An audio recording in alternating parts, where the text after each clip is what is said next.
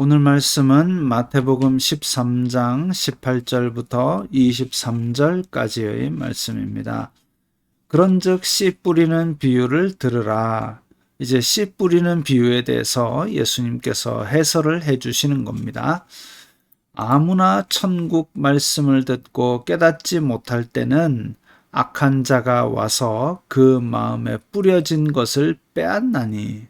자, 듣고 예수님을 사랑하는 마음으로 마음을 열고 받아야 일단은 깨달을 텐데, 근데 깨닫지 못하고 그것을 그냥 이렇게 듣고만 앉아 있으면 악한 자가 와서 마음에 뿌려진 것을 빼앗는다 그랬습니다. 빼앗는다는 건 가져가는 거예요. 아예 남아있는 게 없는 겁니다. 이는 곧 길가에 뿌려진 자요.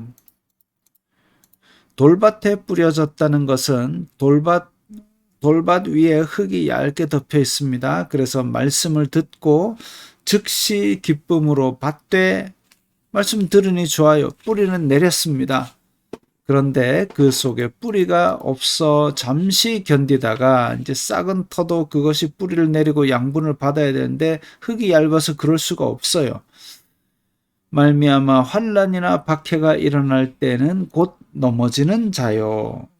그래서 어려운 일을 만났을 때 그 믿음이 흔들리고 넘어지는 사람이 연약한 것이지요. 나쁘다기보다는 연약한 겁니다. 너무나 연약한 겁니다. 다들 우리가 걸어 다니고 밥 먹고 하는 일상 체력은 갖추고 있죠. 무거워서 숟가락도 들지 못하는 그런 사람은 잘 없습니다. 자, 그런데 일상 체력은 다 똑같으나 단련을 한 사람은 아주 체력이 뛰어나지요. 그런데 그렇게 단련을 하고 뛰어난 체력이라 할지라도 만약에 어떻게 재난을 당했다. 다시 말하면 어떻게 바다에 항해를 하다가 갑자기 배가 조난을 당했다.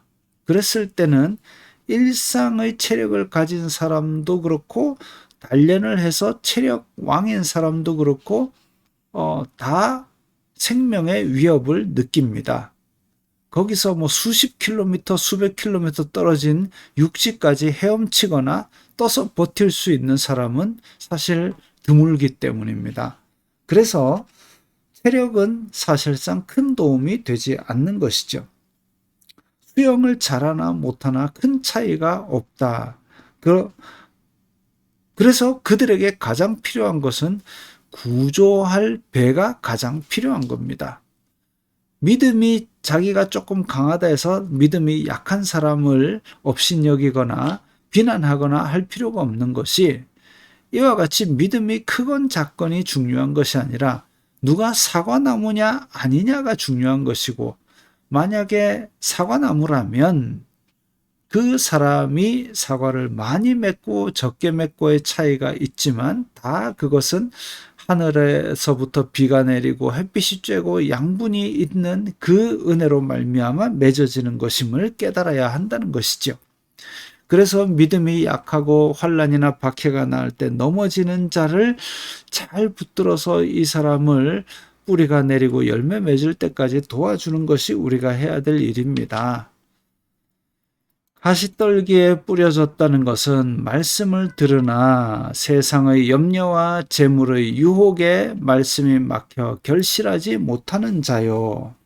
자, 이런 경우가 참 문제가 되는데요. 혼란이나 박해는 어려운 외부의 환경인데 이것은 지금 세상의 염려와 재물의 유혹, 내 속의 욕심 때문에 지금 말씀의 결실을 못 맺는 겁니다.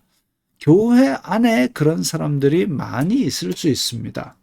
왜냐하면 믿음이 요구하는 생활의 어떤 지침까지 내가 가고 싶은데 나는 세상 염려에 발목이 잡히기도 하고, 혹은 재물 때문에 믿음을 배반하는 경우가 있기 때문입니다. 가룟 유다가 그러했지 않습니까? 그래서 이런 부분에 대해서도 우리가 내 마음 중심에 무엇이 있는지를 수시로 돌아보아야 될 것이죠. 좋은 땅에 뿌려졌다는 것은 말씀을 듣고 깨닫는 자니 이게 우리의 목표이어야 합니다. 말씀을 들었을 때에 듣고 좋다로 끝내지 말고 듣고 내가 지금 당장부터 할 수 있는 변화는 무엇인가 그것을 고민해야 되는 것이죠.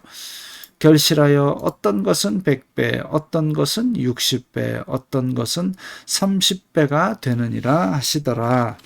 그래서 말씀의 그 생명력이 이 사람이 받아들이는 그 마음과 합하여졌을 때 최소한 30배 이상, 많게는 100배 이상 아주 많이 좋은 결과를 끌어낼 수 있다라는 것이죠. 그래서 복음이 들어가서 주변을 살리는 사람, 주변에 생명을 전하는 사람, 주변을 화평하게 하는 사람, 그런 사람이 되도록 우리는 오늘도 힘써야 할 것입니다.